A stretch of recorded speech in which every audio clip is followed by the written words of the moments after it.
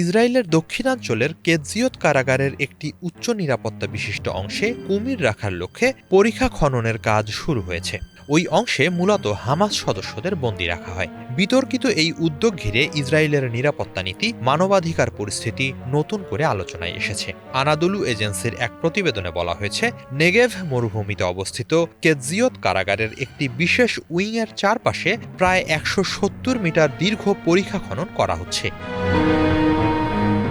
নাম প্রকাশ না করার শর্তে স্থানীয় প্রশাসনের এক কর্মকর্তা জানিয়েছেন, পরিখাগুলো কারাগারের ভেতরের অংশে নির্মাণ করা হচ্ছে, ফলে বাইরে থেকে এগুলো দেখা যাবে না। ইসরায়েলের জাতীয় নিরাপত্তা মন্ত্রণালয়ও কুমিরের জন্য নির্ধারিত পরিখা নির্মাণের কাজ শুরু হওয়ার বিষয়টি নিশ্চিত করেছে। ইসরায়েলের পরিবেশ সুরক্ষা বিষয়ক মন্ত্রী ইদিত সিলমানের সাম্প্রতিক এক সিদ্ধান্তের পর এ উদ্যোগ এগিয়ে নেওয়া হচ্ছে। গত সপ্তাহে তিনি মন্ত্রণালয়ের কর্মকর্তাদের আপত্তি উপেক্ষা করে নীল নদের কুমিরকে গৃহপালিত বন্য প্রাণী হিসেবে শ্রেণীবদ্ধ করার সিদ্ধান্ত নেন। এরপর জাতীয় নিরাপত্তা মন্ত্রী ইতামার বেন গাভিরের দপ্তর জানায়, সিলমানের ওই সিদ্ধান্তের ফলে কারাগারে কুমির রাখার প্রকল্পটি বাস্তবায়নের পথ উন্মুক্ত হয়েছে।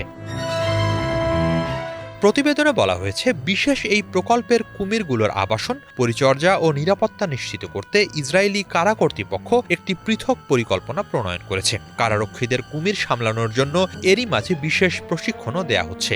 পুরো প্রকল্পের জন্য প্রায় ৬.৩ মিলিয়ন মার্কিন ডলার অর্থাৎ আনুমানিক ৭৮ কোটি টাকা বরাদ্দ রাখা হয়েছে বলে জানা গেছে। এই পরিকল্পনা ইসরায়েলের ভেতরে বিতর্কের জন্ম দিয়েছে। ইসরায়েলি সংবাদ মাধ্যম জানাচ্ছে, ইসরায়েলের নেচার অ্যান্ড পার্কস অথরিটি এ বিষয়ে জরুরি বৈঠক করে কারাগারে কুমির রাখার সিদ্ধান্তের বিরোধিতা জানিয়েছে।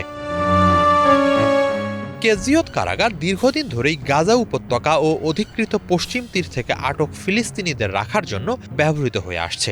এটি ইসরায়েলের সবচেয়ে বড় কারাগারগুলোর একটি। ২০২৩ সালের ৮ অক্টোবরের পর থেকে হামাসের সামরিক শাখার নুকবা ইউনিটের সদস্য সন্দেহে শত শত ফিলিস্তিনিকে গ্রেপ্তার করে এখানে আটকে রাখা হয়েছে। মূলত তাদের ঘিরেই রাখা হবে এসব কুমির।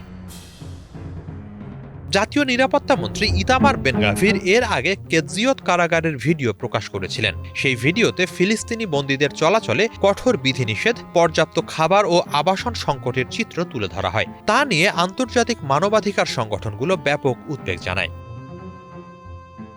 ফিলিস্তিনি বন্দী সংক্রান্ত বিভিন্ন প্রতিষ্ঠানের তথ্য অনুযায়ী, গাজায় যুদ্ধ শুরু হওয়ার পর ইসরায়েলি কারাগারগুলোতে আটক ফিলিস্তিনির সংখ্যা উল্লেখযোগ্য হারে বেড়েছে। তাদের তথ্য মতে ২০২৩ সালের অক্টোবরের আগে যেখানে বন্দী সংখ্যা ছিল প্রায় ৫,২৫০, বর্তমানে তা ৯,৬০০ ছাড়িয়েছে, যা প্রায় ৮৩% বৃদ্ধি নির্দেশ করে। এই প্রেক্ষাপটে কেজিয়ত কারাগারকে ঘিরে কুমির রাখার পরিকল্পনার খবর আন্তর্জাতিক অঙ্গনে নতুন করে বিতর্কের জন্ম দিয়েছে। হিজল জুবায়ের, বাংলা ভিশন।